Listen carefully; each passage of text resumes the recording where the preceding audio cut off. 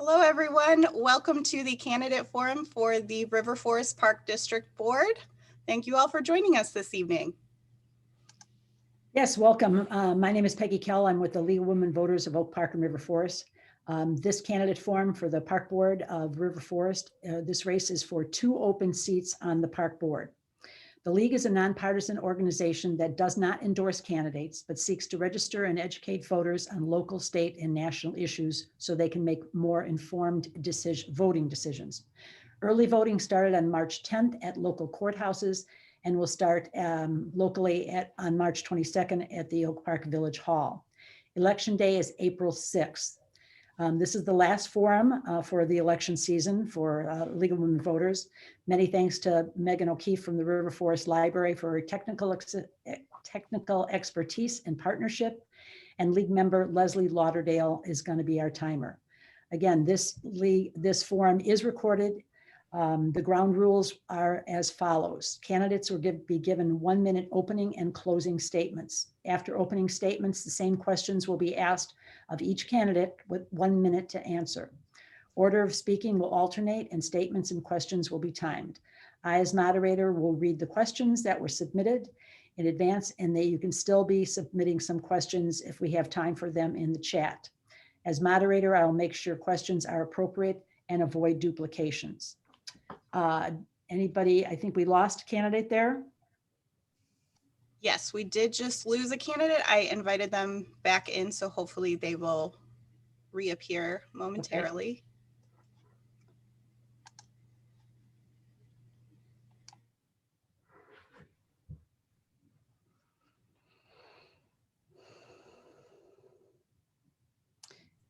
If not, I will try and do my best Mike Grant imitation.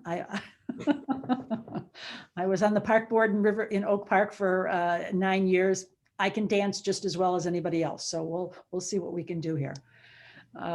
It looks like he's coming back in now. So okay. There he is.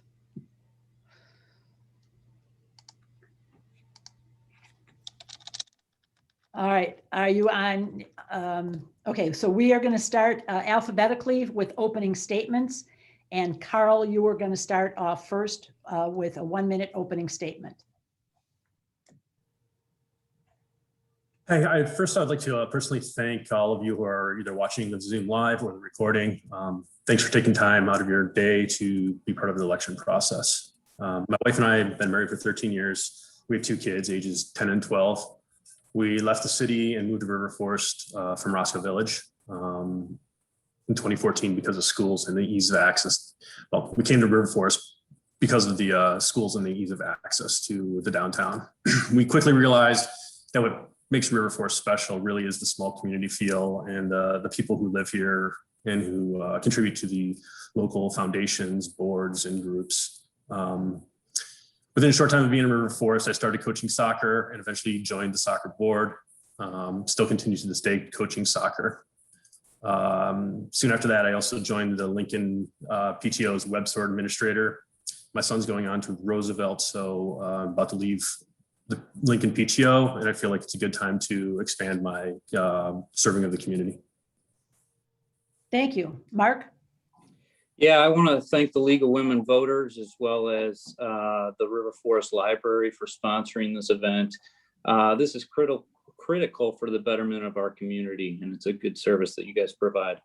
My name is Mark Brown. I'm an 8-year resident of River Forest. I live with my wife, Emily, and my 10-year-old son, Henry, and 7-year-old daughter, Caroline. I have an undergraduate degree in chemistry from St. Louis University, master's in computational finance, and an MBA from DePaul. Our family is super users of the parks. There's hardly a day that goes by that we don't use the park district in some way, shape, or form. We know how others in the community use the parks. I've served on the Park District Board for the last 2 years. I've learned a lot about the board's role and how to get things done on the board.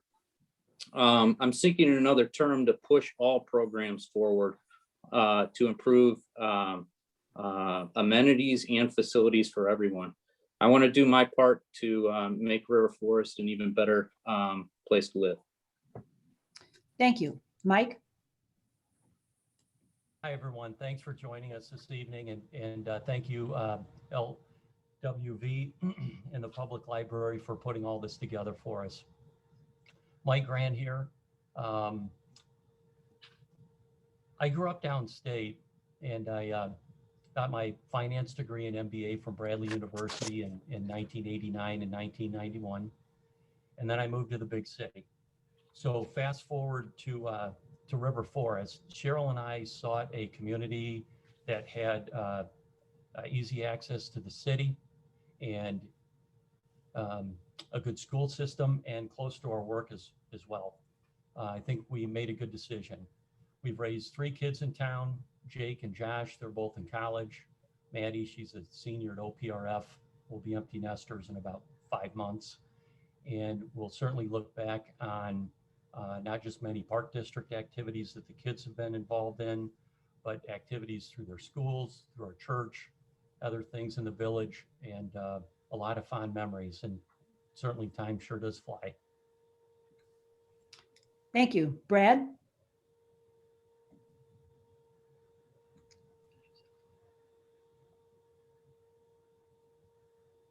Sorry about that. Thank you for having me. I appreciate it. I'm happy to be here. I have found the process of this campaign to be one of the most energizing experiences. I'm continuously so proud to be a part of a community that is enthusiastic, engaged, and active when it comes to our local politics. I believe in public service, and I have appreciated the opportunity to speak with many residents about the issues that concern them to ensure that everyone has the information they are entitled to as taxpayers in this great village. Now more than ever, I realize I'm running for the right reasons, and I'm the right person, and is the right time for this role. Nobody is more involved in the parks than me from all angles, participating, coaching, volunteering, sponsoring. All 3 of my kids currently play in multiple Park District and affiliate programs, and that allows me to represent all points of view, not just one side of the discussion. I'm approaching this job not with an agenda, but with a plan and vision for how these parks can be an asset to all of River Forest.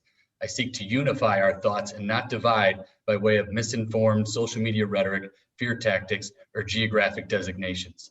We are a small but vibrant, unique community that needs an objective voice and transparent operation throughout all programs. I have a vision for an expanded parks that represents our town appropriately, and I have thoroughly outlined how we can responsibly and sustainably include all interests in what the parks can offer. Thank you. Thank you. Mark, you're going to start the first question. We just got done with the library candidate forum. The River Forest Library air handler takes up an entire room in the building and needs to be replaced. Since the Park District owns the land under and adjacent to the library, would you be in favor of allowing the library to place a new unit outside the building and on parkland, thereby freeing up much needed library space? Yeah, as a matter of fact, we just voted on this as a board about a week and a half ago, and approved this measure. We want to be good stewards of the community and work with other government entities where we can.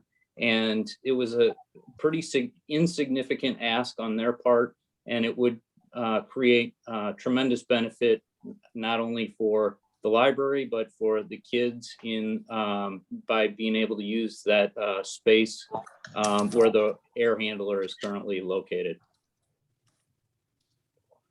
Okay, thank you. Mike?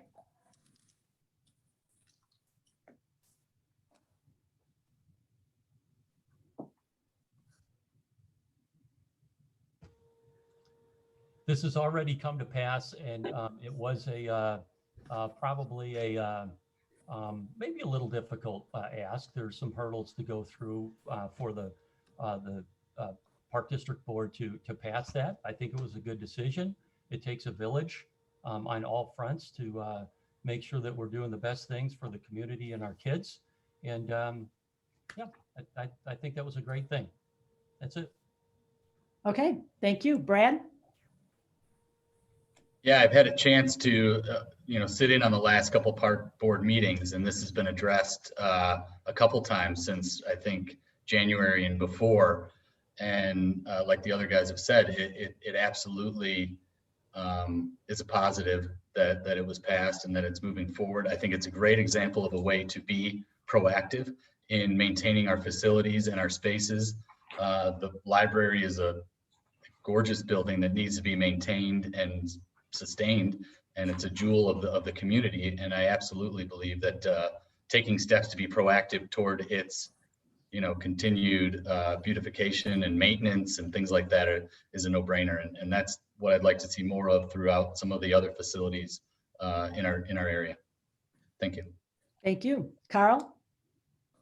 Yeah, like the rest of them, I actually agree with the decision. The library actually gave a great presentation and showed how the space that was going to be taken up wouldn't really affect the playability of the fields, and how it would actually add to the library in a positive manner. And all in all, I think it's really how partnerships need to be done. Great. All right, Mike, you're going to start the next question first. The 2020 community survey indicated nearly 64% of residents opposed expanding platform tennis and instead prefer improvements such as more shade areas, outdoor fitness equipment, improved fields, pathways. What is your position on expanding platform tennis? And if yes, how would you reconcile it with the survey results? This is really difficult, and it's really the elephant in the room for not just the board, but for the whole community. I think there are two components. There's been discussion about whether the survey is valid or not in terms of the return, but one component is the desirability of the sport. It's a great sport. I played, it's fun. It seems to be growing. I think there are some opportunities for growth in numbers and growth in fees. So that's on the platform court side. We need to look at that holistically with everything else that's on the survey and bring that together in a plan. On the other side, we have HUT, and it appears to be paid for potentially by a debt instrument. I don't think the HUT's a good idea. I don't think it's a good image for our community, and that would bring the total bill with past and current 1.5 to a total of about 2.25. That's a lot of money, and I think that's something that just isn't needed. So courts and HUTs, two different pieces of the pie there. Thank you. Brad? Yeah, I'm glad this came up so early in our discussion. Obviously, it's been a hot button issue, and frankly, it's not a zero-sum game. You're not choosing paddle over youth sports. There's signs around town, youth sport, not paddle courts. That's insane. This is not a zero-sum game. There's plenty of opportunity. There's plenty of demand that warrants additional courts. That's clear. The discussion of the HUT is a whole nother conversation. That's probably a different phase of this discussion altogether. But the fact of the matter is, the survey can be revisited. We can resurvey, ask more detailed questions so that people have better information towards what it is that the community is trying to seek. This is not sacrificing one for the other. This is a pie that there's a lot of slices in, and we all have to be a little bit more diligent and informed with accurate information instead of pigeonholing certain, okay, well that they're on this side, that's on this side. That's not the way it is. That's not reality. But that's a more exciting argument. So, but we revisit the survey and absolutely expand the paddle courts. Thank you. Carl? Yeah, starting with the survey, I think it needs to be looked at. People question whether the questions on it were good. If the board wrote the questions, if they're not the right questions, the board needs to be held responsible. People question whether the survey was valid because of the numbers that were sent out. They decided the numbers that were sent out, they decided the methodology. If it is not the correct methodology, once again, the board needs to be held responsible. They need to be held accountable for their decisions. In terms of platform tennis itself, I don't think that the need for more courts is not really debatable. I think the method at which it's being forced through the current board is debatable, especially given the results of the community survey. I prefer to slow it down, Let's put together a 5 or 10-year master plan. Let's really get the survey of the community and see where it is prioritized within all the other projects, such as dog parks, basketball courts, skate parks, walking paths, as such, where they really want to do this, or who in the community are, the numbers of the community and what they want to do. Maybe platform comes out on top, maybe it doesn't, but people may not get the want right now, but eventually they will. Thank you. Mark? Yeah, this all started with the need for this, for the tennis courts to be resurfaced. And at the time, we saw that platform tennis was growing annually at 20% annually from inception about 8 years ago. And right now, we're currently at 90 players per court. And the recommendations by manufacturers is somewhere between 50 and 60 participants per court.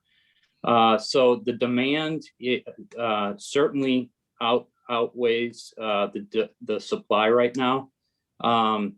So we needed to take a 30,000 foot view look at the entire space. And we have two things that we need to address rather quickly. Tennis court resurfacing and the demand for new platform tennis courts. The HUD is a different issue.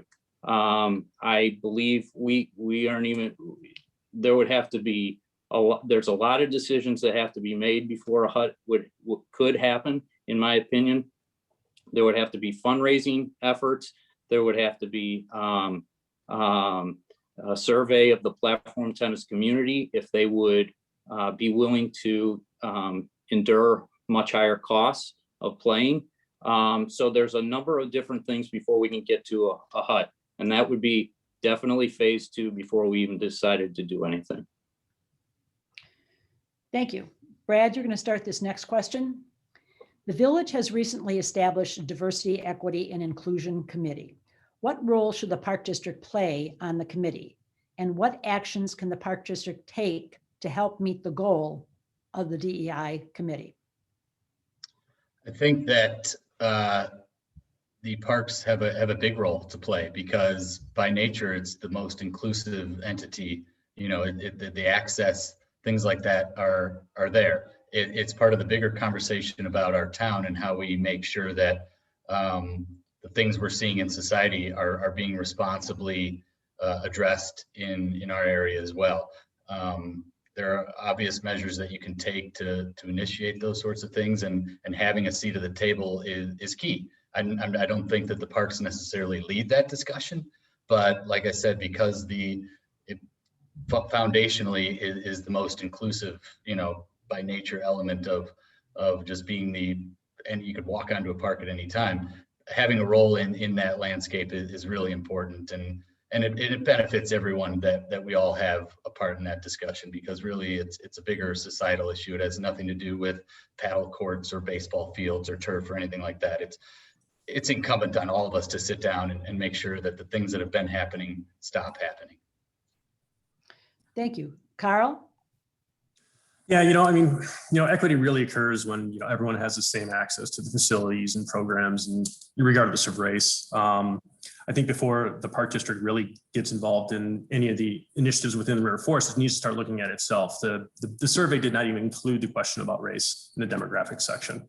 I found that really interesting. Without that question, we would not even be able to analyze any of the data or break it down, mine it to see if there's any barriers of access to the parks. And if you do a search on within the board meeting minutes, there's in the last year and a half, the word equity is not even found. The board has not spoken about equity at all. One can't determine the park can't determine if there's an equity issue or increase equity if they're not even really willing to have the conversations about it. So I think before the Park District steps into the role with the community, further into the role, it needs to look at itself and see where it lies. Thank you. Mark? Yeah, I had some conversations with the Platform Tennis Committee earlier this year about an inclusion program that maybe we could work with the Park District of Maywood and do some kind of reciprocal agreement. Maywood has a pool, River Forest does not. Platform tennis exists in River Forest, it doesn't in Maywood. Maybe we can have some reciprocal agreement where the two entities can work together to provide access to both of these for both groups. And also there's plenty of other things that I think that we could build some synergies with other surrounding park districts. Thank you. Mike?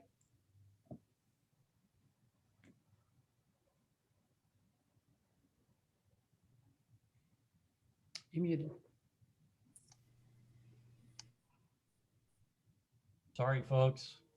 I've attended park district meetings fairly regularly over the last 3 to 4 years. Look through minutes at those meetings that I haven't attended, and I am surprised that equity hasn't really come up internally. I think internally, equity would start by making sure that the board itself, as often corporations do and corporately, have a spread of different perspectives, thoughts, and experiences to be able to work with our neighbors. Specifically, Mark brought up Maywood. Maybe also we could do that at the camp level with some scholarships and other sharing at the park district level in terms of camps and programs, and not just on these higher levels with facilities that each have. There are a lot of opportunities here. This is really interesting, and it's nice that we could do this at another layer beneath the village. We just want to make sure that we're doing things within the park district to continue that step. Thank you. Carl, you're going to start the next question first. The park district has been saving significant resources for the possible construction of an indoor facility. Do you believe an indoor facility should be pursued? And if yes, where, when, and how could it be accomplished? Well, that's a big challenge just because the park is only 30 acres and I don't feel in the current landscape of the park, there's a good spot to put it. It would require a purchase of some additional land in order to put up a new building. It would take up a significant amount of space. The previous spot, which was by the depot, would have required, I think, moving one of the playgrounds, the t-ball field, and the soccer field, and overwhelmingly the community did not want that. While I think a indoor space would be an asset to the park district, trying to figure out a way to do it is the biggest challenge. Thank you. Mark? Yeah, the park district has been saving money for quite a long time for indoor space, and the staff believes that the best space is still by the depot. I tend to disagree with that. I think we need to be able to work with partners before we explore this. Maybe the River Forest Community Center to have access to that building for some of our primetime programs and to use their space. I think we can do a better job of reaching out to Concordia and Dominican to see if we can use indoor space. With COVID, the landscape has changed. In the past, they haven't been very opening to us, the park district, to use their space. COVID might change that though. And I think we need to revisit this with surrounding areas or surrounding stakeholders to see if we can explore that route first. Thank you. Mike? Well, I'd certainly want this facility to stay probably within River Forest. I think that would probably be the easiest with how busy folks are, is to keep that as close as possible. I think this is going to need to be a collaborative type event, bringing different organizations together to figure this out. I was at the meeting where the park district presented the building proposal onto the depot. We live in a very passionate community, and a lot of folks came out to that meeting. and it was overwhelmingly discussed that what the plan would be. It was a energetic meeting, to say the least. And I think what we're going to need to do is certainly work with other bodies, but also communicate with the community to see what thoughts are out there, and what actually people want, and actually what the wants are for that facility. There are a number of different buildings in other communities around us that have different services, walking paths within the building, all kinds of build out for different sports and activities. Again, we have some opportunities here, but it's going to take some effort to find more space. 30 acres is just not a lot of space that the Park District has. Thank you. Brad? Yeah, the need is there, so we have to find a solution. One option, which has already been discussed and explored thoroughly, is the community center renovation. That's already a facility that is badly in need of rehabilitation and upgrades. And so I think that's a prime target, and I'd like to look into exploring that further. That's a great option. It's local. It's still within River Forest, and it has the land that we would need. Obviously it's not, cheap, but that doesn't mean that it's not doable. There's fundraising options, things like that. Also right across the street is the Bushwood facility, which as we've kind of alluded to earlier, would be a great target for a local partnership with Maywood to combine, and work together on a facility there too. So I would look into that as well as an option. Hopefully one of those two would play out, but I think those are the first two steps to solving that issue. Thank you. Mark, you're going to start this next question first. Do you think nonprofits that use the Park District facilities and or properties should pay more fees to the Park District for the expense incurred by the Park District to keep up those facilities, to keep up those fields? And the examples used that were given were the baseball, softball, soccer, maybe even the platform tennis. The fees that they pay to the village, the fees that they pay to the park board does not cover the expenses, should they? Well, yeah, I think they should come a lot closer than they do right now. And the Park District is in discussions with affiliate programs. Now, I do want to distinguish platform tennis is a Park District program. That is different than River Forest Youth Baseball and Softball, and different than River Forest Youth Soccer. Those are affiliate programs. I do think that they should be covering more of their costs. I don't think it would be a tremendous amount more. They range, from my understanding, the cost of soccer and baseball are somewhere between $150 to $250 a head. And they pay the Park District $10 a head right now for maintenance, usage of the field. And I think they can, we need to increase our fees on that.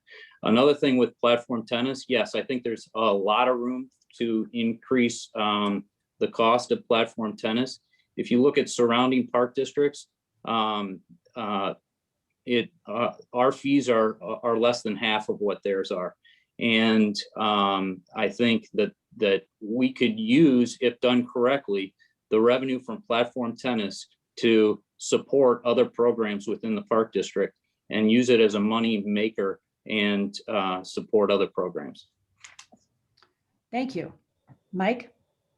There are a couple different situations, and some of the regular renters of Park District space do have a low head fee, but a lot of these organizations actually take care of the field and facility prep and a lot of the expenses around the sport that they do. Diamond try and lining and raking and maintenance types of things. On the other hand, there are impromptu renters of Park District activities. In fact, my travel organization was one of them, and we paid more which makes sense because we weren't a regular, but we did pay for lights, we paid for the field. So there are different gradations depending on who's using the facilities. Right now, I think we really need to ramp up and look at the financials around platform tennis. The first project that was started in 2012 was added to in 2017. That total was about $750,000, and I believe 476 is still owed. So we need to look at that before we move on with that particular activity in the context of frequent, ongoing, regular renters and ad hoc renters as well. Thank you. Brad? Yeah, I would venture to guess that most people don't even understand the difference between an affiliate program and a park district program. Your average resident, it's not explained and it's not clear. And the folks here, will get a chance to explain that to them. But you have, like Mark said, the affiliate programs that are structured one way, platform tennis that's structured completely differently, where, Mike alluded to, $476,000 that's owed to who? It's the park district paying for the park district. That's not exactly an accurate representation of the financials. However, then you have the affiliate programs that are far more opaque. So people don't understand, well, okay, there's travel teams running the fields. There's the house league. What's the difference? Like, obviously I know the difference. I'm deeply involved, but your average resident may not necessarily know the distinguish between those. So clarifying that is step number one. So it's apples to apples. So people understand where's the my taxpayer dollars going. And then when I sign my kid up, where's all that money going? What's the difference between when I pay for paddle and when I pay for baseball and soccer and things like that? I don't think people necessarily understand that, and it's not explained to them. So I would like to clarify that communication to everybody, even people that aren't involved in the parks at all, because their taxpayer dollars go to some of that as well. So I think that needs to all be much more transparent. Thank you. Carl? Yeah, any organization should always investigate how it charges its, the people that use its services. So yeah, like I think Mark said, it's coming back around for the next cycle. So we'll see where it ends up. The real challenge is, you mentioned baseball and soccer. Those are all shared spaces, and it's not just shared, the outfields with the soccer fields, which is the lacrosse fields. When they're not being used, it's actually the green space. It's where the ad hoc kids play tag, and there's mom yoga groups. So the actual charge for upkeep on these it's sort of difficult to determine, and it's going to be an interesting challenge. Okay, Mike, you're going to take this question first. What do you think is an acceptable rate of growth, of tax growth, that you would work to achieve?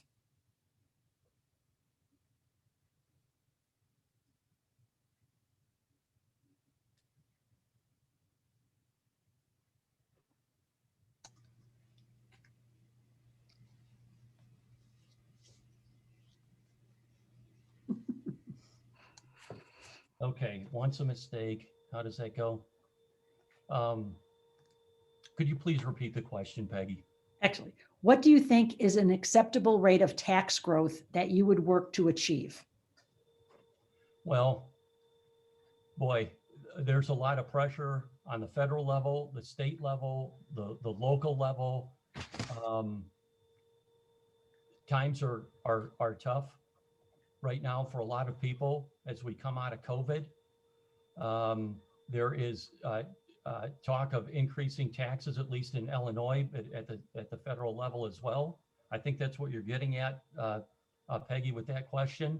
I think actually we need to hold right now. I don't know if this is the right time to add additional burden on our community. That's all I have. Okay, Brad? I would agree. The tax rate should be commensurate with obviously what we pay as a village and things like that, and state income tax. But at this point, I wouldn't look to increase any of that at this point. I think there are far other ways to generate revenue specifically for the parks. You have fundraising, you have, corporate partnership, sponsorship, things like that, that is in my wheelhouse in my career that I would look to before any sort of taxation movement. And I'm not even sure how much leverage we have in that area, but if it were posed to us, I mean, absolutely, there's no room for growth there. We're already high, probably on the higher end, certainly in our area, and there's more we can do with what we have before we would be, growing taxes. Thank you. Carl? Yeah, I'm agreeing here. I don't think we need to look for an additional tax increase. The Park District has 6 separate funds that they use to track balances for all the way from their corporate fund, recreation fund, special recreation fund, and the capital fund, and all that. And all of these have large balances already, shall we say, and have increased in the last in the 2019 to 2020. They all also increased in value or in balance. I don't think we need to look for additional tax increases. Does not seem reasonable. Thank you. Mark? Yeah, that's a good question, and something that I've really thought about recently, and that is generally the Park District is able to levy as much as almost 5%, and what they would receive is what the amount of CPI essentially. In my opinion, going forward, since the Capital Improvement Fund has a lot of reserves, I don't think we should be increasing the tax levy until those funds need to be replenished. And I foresee that being quite a long time, probably somewhere in the, with the several projects that are out there, it could be as long as 3 or 4 years. Okay, thank you. Brad, you're going to start this next question first. Do you support additional turf added to baseball and/or soccer fields? I would, theoretically. Yeah, obviously that hasn't been examined, thoroughly at this point, but I think the turf at the baseball, the Keystone East softball field, I think that was a good idea. I think it ends up saving on maintenance costs, provides more programming, additional usage, things like that. It has to be done responsibly, cost effectively, things like that. But theoretically, yeah, I think if it provides more usage and saves a lot. I mean, you can't turf all of our 30 acres apart. No one's saying that, but there are responsible ways to do it so that it increases usage and saves on maintenance costs and those sorts of things. I know it was a very hot button issue when the softball field went in. I'm glad it went in, and as a user, I mean, I'm on it, 5 times a week, depending the time of year, and I think it's great. It makes a big difference. Thank you. Carl? Yeah, I think the next place the turf would go would probably be the boys baseball field. I'd suggest sort of a wait and see to, see how the softball field really works out, how much more playable it is due to drainage and if it decreases of cancellations and such. In terms of soccer, I probably will surprise people with my answer. I'm really not in favor of soccer turf fields in our parks. I definitely don't want to put turf soccer fields in Keystone Park. I do not want to turn Keystone into Ridgeland Commons. I think the grass it's our green space. And I like how grass looks over turf. There's possibly an argument for what is it, Centennial, which is just north of Roosevelt, since that could be used as a shared space with Roosevelt gym and such, and it's not sort of like one of the major flagstone parks of the River Forest. Thank you. Mark? The Keystone softball field was primarily done to accommodate or to mitigate a drainage problem. Anytime it rained just a little bit, that field would be flooded for multiple days. At the time, Park District staff also proposed to do the boys Keystone field. When the cost came in nearly twice as much as what was expected from the engineering studies, we decided as a board to only do the girls softball field as we talked to River Forest Youth Baseball, and there wasn't even consensus on their board whether they wanted it on the boys baseball field at Keystone. So what we did is we took a measured step of doing the girls softball field to mitigate a drainage problem. I was in support of this. I'm in support of limited use of turf when it comes to issues like that, you know, when we have drainage problems or something like that. And I also want to have affiliate programs. If they're the primary beneficiary or the driver of the demand for the turf, then I think they should have some skin in the game when it comes to the cost. Thank you. Mike? The whole turf idea at Keystone Park started back in the summer of 2016 by a benefactor that lived out of the area that wanted to solve a problem. We had a horrible problem, as Mark had mentioned, because of flooding. The field was actually built in a water retention area. And it is so great that that project was voted through only 3-2. I can't believe it didn't go through 5-0, but there's turf on that field. And it is so wonderful that the girls will have equal amount of playing time or more, because that field will be ready 15 minutes after it rains or drizzles than the boys. There have been yoga classes out there, exercise classes, Trinity tennis girls warm up on that field. It's such a wonderful benefit to the park. But actually, I'm not really a turf fan. This was about a problem that was ongoing, and there was really no solution.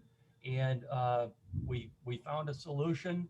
The board approved turf on that field, and it is just a wonderful, wonderful thing that our young athletes and actually adult softball players now have. Thank you. This will be our last question. Carl, you're going to start us off on this one. What is your vision for the direction of the parks over the next 4 years? You know, many people have probably seen my post on River Forest Neighbors. I think we need to slow things down, do a really, really thorough survey. It's going to take a lot of work, but, you know, get a thorough survey of the members of this community and figure out what they really want.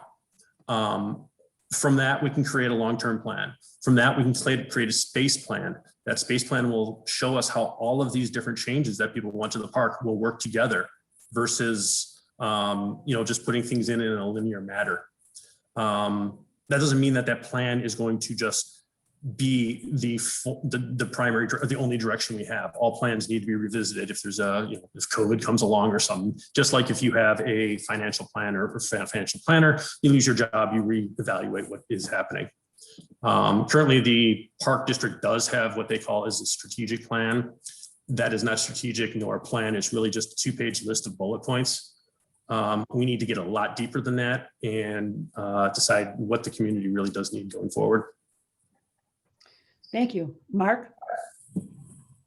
Yeah, I think first and foremost, the tennis courts need to be resurfaced as soon as possible. This is much overdue.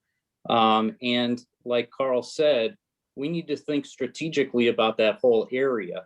And that means taking into account the supply and demand issues with platform tennis that I mentioned previously, and redoing the batting cages. We're looking at this from a very high level to reorient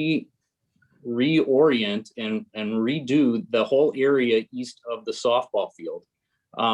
So we are taking a very strategic approach, and so that we don't have to tear up tennis courts a year or two after they've been put in. The next thing that I think we need to do is we need to increase accountability of Park District staff. I think there's a number of projects on the horizon that we need to take care of, and we need to do these in a parallel manner. We need to be able to walk and chew gum at the same time. Another thing that we need to do is do a feasibility study on reconditioning the fields at Priory Park. The baseball infields are in need of reconditioning. I don't think they've been reconditioned since the beginning or since they were put in the park like 15 years ago. And also the soccer field over there needs leveling. So those are some projects that are in the next few years that I see on the horizon. Thank you. Mike?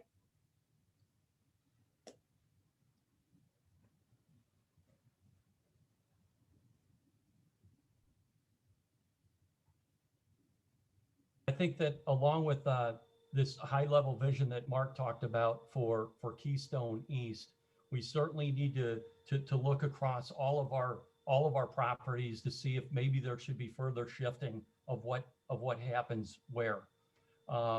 The Priory fields have been in need of multiple things, backstops, outfield, infield, mound work for quite a while. That needs to be pulled in, and there are new things too. There are 18 different program areas that were on the survey that people ranked out. We need to pull all of these things together. Some of these are new to the community, like a basketball court. We're going to need to be collaborative with other folks around us because we don't have a lot of room for these things. So it's going to take a lot of work. Carl mentioned a master plan. We need to look at budget. We need to look at space. We need to look at green. We need to look at the people around us, and we need to do all this for our community and especially the kids that we serve. Thank you. Brad? Yeah, as has been outlined, the facilities improvement, that's one thing that goes for Keystone East, Washington Commons, the Washington Park right across from there. There are immediate things that would be addressed there. Keystone East, we don't want to piecemeal that. That's got to be done holistically, and it starts with resurfacing the tennis courts, adding the paddle courts, possibly renovating the Keystone Center might be a more viable option than constructing a new hut.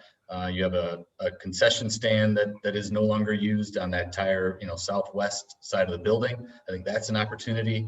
As we mentioned, maybe partnerships with surrounding areas. I would look to include that in the next 4 years. Maywood, and that would also come with possible corporate partnership and sponsorship. The Chicago White Sox have a program for initiating more inner city participation and things like that. There's money available for us from that. There's water safety programs that I've spoken with residents about, other facilities, skate park, dog park, those sorts of things. Reviving the Parks Foundation to launch a more wholesale fundraising efforts, and as well as sustainability outreach, get the community more involved in recycling programs and cleanups and things like that, and get the kids involved in doing some of that stuff too. Thank you. We're going to finish up with closing statements. You have 1 minute for a closing statement. You can finish a thought from another question if you like, or just do a closing statement. We're going to start with Mark first. All right, some of my opponents in this race are trying to make this about one issue. In fact, the Park District serves everyone in the community. My family and I are super users of the parks. Rarely a day goes by where we don't use some Park District amenity. We know how other families use parks as well. And I represent the needs of everyone in the community. I will work with facts and data, and that's what I've done for the last 2 years. I will never use misinformation for political gain. Each decision I've made while on the board has been deliberate with significant research to back it up. I want to do my part to make River Forest an even better place to live. I encourage you all to do your research and research the candidates and the issues. Ask yourself, who has the leadership abilities, the experience, the respect, the desire, and the courage to do what's best for the community. Thank you. Mike? When I think about this election coming up, I think it's not about who's the nicest of the nice or who participates in the most things in the village. I do think it's about doing and getting things done. I own a business, it grows, it's a successful business, and I'd like to take what I do and bring it to the Park District. I'd like to share it with fellow commissioners. I would like to listen to the commissioners to see what they bring to the table. I'd like to collaborate, put together a comprehensive plan and move forward. I think we need to listen to the community more. We have this survey that we need to consider. And if we're not going to do something, the community is owed an answer about why we're not going to do it.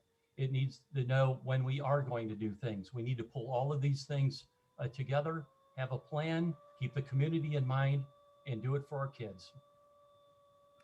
Thank you. Brad? The reason we moved here from the city was for the schools, but also for the park programs and facilities. I grew up in the city and would have loved to have the access that we have here and the participation. My wife was born and raised here, and my mother-in-law still lives here. And I feel that all park programs are public trusts and should be conducted as such. Every resident of River Forest, not just program participants, should know where their money is spent when it comes to all the park programs and affiliate programs. I will lead discussions where everyone will have a seat at the table. This is a very inclusive dynamic, and we have to conduct our business so that it is open to all, visible to all, and make sure that every resident is aware of what's being done in their community. I believe that it's been too divisive at this point about, I've been pigeonholed into, well, this guy plays paddle, he's going to force a paddle hut through to all of the citizens. I really like to ski too, but I have no intention of building a ski hill in Keystone Park. So let's slow down some of that rhetoric so that we can really get through to what our residents want, because we're ambassadors of their desires and intentions and their money, and that's how we have to treat them. Thank you. Carl? Yeah, once again, I just want to thank everyone for participating in this forum. I think it's a very valuable tool for our elections. But through both River Forest Soccer Board and coaching and the Lincoln PTO, I've shown a dedication to the organizations within our community. For 17 years, I co-owned my own business, and I can provide direction on future planning, both budgeting and vision. And because of my various roles in developing software for very large corporations, to different types of stakeholders and quickly understand all perspectives.